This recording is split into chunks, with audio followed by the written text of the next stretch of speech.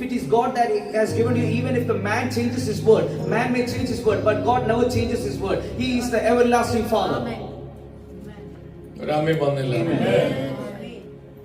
അവിടെ ദൈവം പറഞ്ഞിരിക്കുന്ന ഒരു വേർഡുണ്ട്. There is a word that God has said over there. ഭൂമിയുടെ അറുതികളെ സൃഷ്ടിച്ചവൻ. He is the creator of the whole earth. നിങ്ങളുടെ അപ്പൻ ആരാ? ഭൂമിയുടെ അറുതികളെ സൃഷ്ടിച്ചവൻ. He is the creator of the whole earth. നിങ്ങൾ കണ്ടിട്ടുണ്ടോ ഭൂമിയുടെ അറുതി എവിടെയാണ്? Have you seen the boundaries? ഇവിടുന്ന് നിങ്ങൾ നേരെ തിരിച്ചാൽ ഭൂമി ഒന്ന് കറങ്ങി വന്നാൽ നിങ്ങൾ വീണ്ടും ഇവിടെ വന്ന് ചേരും. If you start from here and you when you take a circle, you will come back here. വേണ്ട, ഇവിടുന്ന് അങ്ങോട്ടൊരു പോക്ക് പോയി തിരിഞ്ഞു വന്നാൽ വീണ്ടും ഇവിടെ വന്ന് വരും. If you go from here to there and come back here, you will get to the same point. ഇന്ന് നിങ്ങളുടെ ആയുസ്സിൽ ഭൂമിയുടെ അറുതിയെ കണ്ടുപിടിക്കാൻ പറ്റത്തില്ല. You will not be able to find out the whole boundary of the earth. പക്ഷെ ദൈവം ഭൂമിക്ക് boundary ഇട്ടിട്ടുണ്ട്. God has set a boundary for the earth. നിങ്ങൾക്കും ദൈവം ഒരു ബൗണ്ടറി ഇട്ടിട്ടുണ്ട്. God has set a boundary for you as well. ഒരു പൈശാചിക ശക്തിയും തൊടാതെ, ഒരു ദുഷ്ടനും തൊടാതെ, ഒരു അന്ധകാര ശക്തിയും തൊടാതെ ദൈവം നിങ്ങൾക്കും ഒരു മതിൽ കെട്ടിയിട്ടുണ്ട്. God has set a wall so that no enemy or no darkness can even touch you. അത് സക്കറിയാവ് 2:5 പറയുന്നത്. That's why it is said in Zechariah 2:5. യഹോവയാകുന്ന ദൈവം തീ മതിലായി.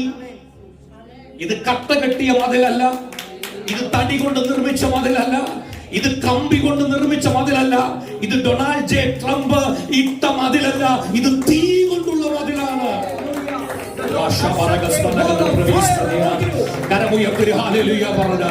എനിക്ക് ചുറ്റും അവൻ ഒരു തീ മതിലായി അവൻ നിൽക്കുകയാണ്. The Lord is standing around me as a wall of fire.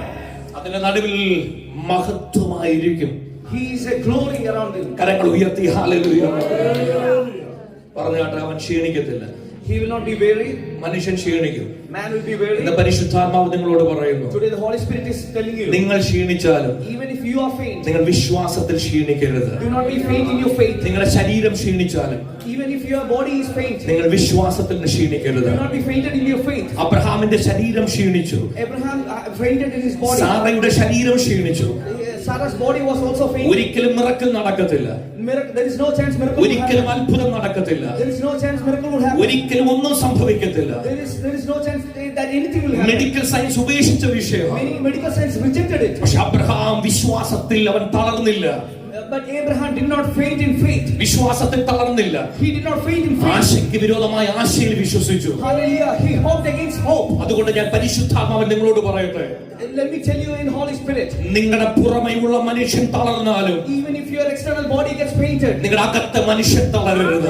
your inner man should not be fainted. നിങ്ങളുടെ വിശ്വാസം തളരരുത്. Your faith should not be fainted. ദൈവം നിങ്ങളെ മാനിക്കും. God will honor you. ദൈവം നിങ്ങളെ ഉയർത്തും. God will lift you up. ദൈവം നിങ്ങളെ ശക്തീകരിക്കും. God will strengthen you. ദൈവം നിങ്ങളുടെ തലമുറകളെ മാനിക്കും. ഈ വചനം വരുമ്പോൾ ഇത് ദൈവത്തിന്റെ വചനമെന്ന് വിശ്വസിക്കുന്നവർ കരങ്ങളെ തട്ടി എന്റെ ദൈവം ജീവിക്കുന്നു എന്ന് വിളിച്ചു പറഞ്ഞു.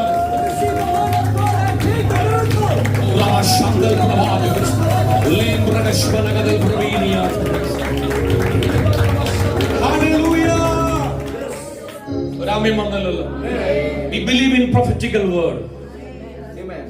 ഞാൻ പ്രവചനത്തിൽ വിശ്വസിക്കുന്നവനാണ്. എന്റെ ലൈഫ് ഇന്ന് വരെ പ്രവചനമാണ് എന്റെ ലൈഫിൽ നടന്നിട്ടുള്ളത്. Hallelujah. All that has happened in my life is our prophecies from God. ഈ പ്രവചനം എന്ന് പറഞ്ഞാൽ നിങ്ങൾക്കറിയാം. Do you know about prophecies? പ്രവചനം ഒരു വ്യക്തിയെ നോക്കിയല്ല പറയുന്നത്, ദൈവം ആരെന്ന് കണ്ടിട്ടാ പറയുന്നത്. Hallelujah. When you say prophecy, you don't look at the man's characteristics. You look at the characteristics of God. നിങ്ങൾക്ക് മനസ്സിലാവുന്ന ഈ പ്രവചനം എന്ന് പറഞ്ഞാൽ നിങ്ങളുടെ സ്റ്റാൻഡേർഡ് നോക്കിയോ, നിങ്ങളുടെ പഠിത്തം നോക്കിയോ, നിങ്ങളുടെ കുടുംബ മഹിമ നോക്കിയോ, നിങ്ങളുടെ ഉയരം നോക്കിയോ, പൊക്കം നോക്കിയോ അല്ല പ്രവചനം പറയുന്നത്.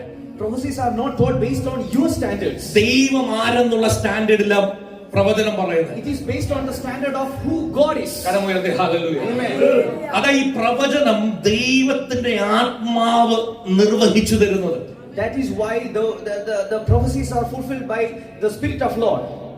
ഒരുത്തന്റെ കയ്യിൽ 5 പൈസ ഇല്ല, കയ്യിൽ 5 പൈസയുടെ തുട്ടില്ല. Even if you don't have any 5 cents in your pocket, അവൻ ഒരു ബിസിനസ് തുടങ്ങാൻ അവന്റെ ഉള്ളിൽ ഒരു ആഗ്രഹമുണ്ട്. if he has a wish to start a business, പക്ഷെ അവന്റെ ജീവിതത്തിൽ അങ്ങനെ ബിസിനസ് ചെയ്യാനുള്ള പ്രാപ്തിയില്ല അവന്. He does not have any qualifications to start a business. ഒരു പ്രവാചകൻ ആത്മാവിൽ കണ്ടു അവന്റെ ബിസിനസിനെ. if a man of God sees in the prophetical